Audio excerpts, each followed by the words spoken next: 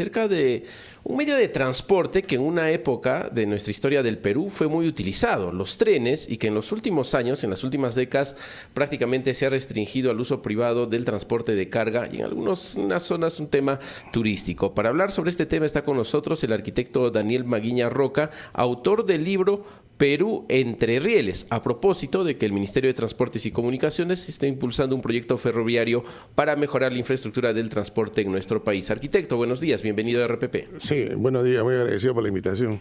A sus órdenes.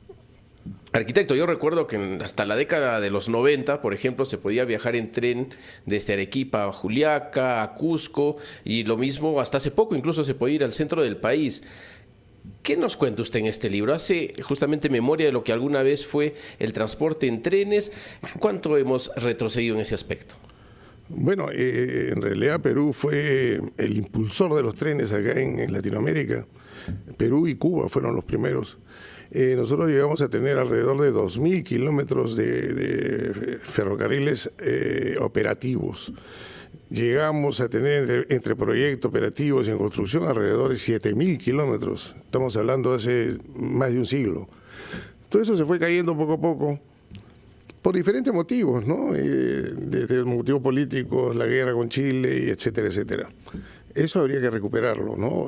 Para volver a ser los líderes en Sudamérica, por lo menos para estar a la cabeza del desarrollo, porque lo que interesa es el desarrollo. El meollo del asunto es el desarrollo sostenible del Perú. Ese es el meollo del asunto. Arquitecto, y en ese camino al desarrollo está ya la propuesta que ya adelantó el MTC, que tiene un firme propósito de ejecutar el tren de cercanías que une Lima con Ica. Ahora, la pregunta que yo le hago, porque usted también es el arquitecto que está diseñando las estaciones de este tren de cercanías, ¿es tan importante de tal manera que puede generar que el traslado masivo de los pasajeros de Lima, región, a Lima-Ica, o digamos que todavía esa magnitud no?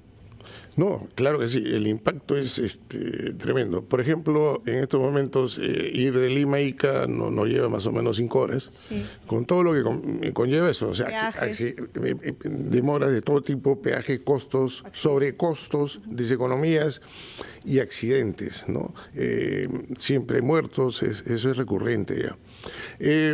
Entonces, eso se va a bajar, con el tren de cercanías Lima-Ica se va a bajar a dos horas el tiempo de viaje, ¿no? Entonces uno sale de Lurín y llega a Ica en 2 horas. Es más, ya se está conectando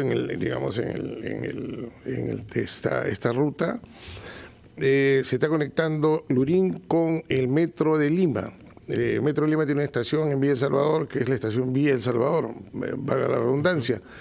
Al costado de esa estación va a estar la estación de transferencia. O sea, usted puede venir desde Ica, va a llegar hasta Villa El Salvador y ahí va a estar la estación, hace su transferencia, sube al Metro de Lima y se va hasta el centro de la ciudad. Eso va a ser, digamos, un gol de eso. Esto, ¿no? Claro, eso es importante, arquitecto, ¿no? O sea, tener una interconexión también dentro de la misma ciudad.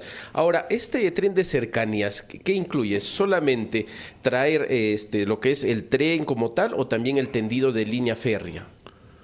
Claro, el tren es un tendido de línea férrea, estamos hablando de arriba de los 300 kilómetros de línea férrea. Va digamos, traer pasajeros por trabajo o por turismo, que turismo es el sector, uno de los sectores que más va a impactar en esto. Y va a traer en las noches mercancías. En la estación de Lurín, por ejemplo, hay una plataforma logística, ¿no? Estamos hablando de alrededor de 7 hectáreas, ¿no?, dedicadas a todo lo que es logística.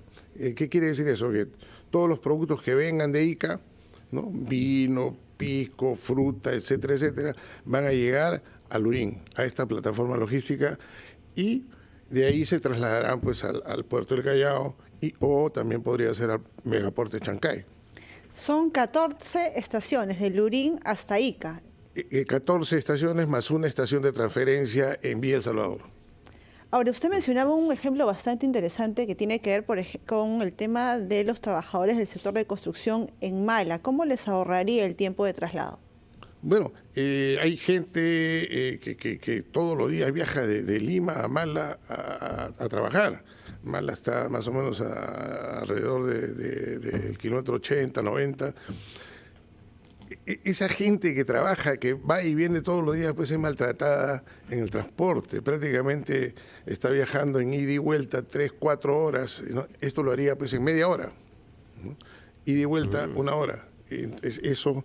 Claro. Ahora, ¿qué significa ir y venir más rápido? Significa calidad de vida. Por supuesto. ¿No? Por supuesto que sí. Provocamos ahorro en todo sentido, ¿no?, de la palabra. ¿Por qué? Porque todo ese tiempo que nos pasamos en el transporte sentados esperando llegar de nuestro origen a nuestro destino, la podemos utilizar en diferentes actividades, incluso familiares, ¿no?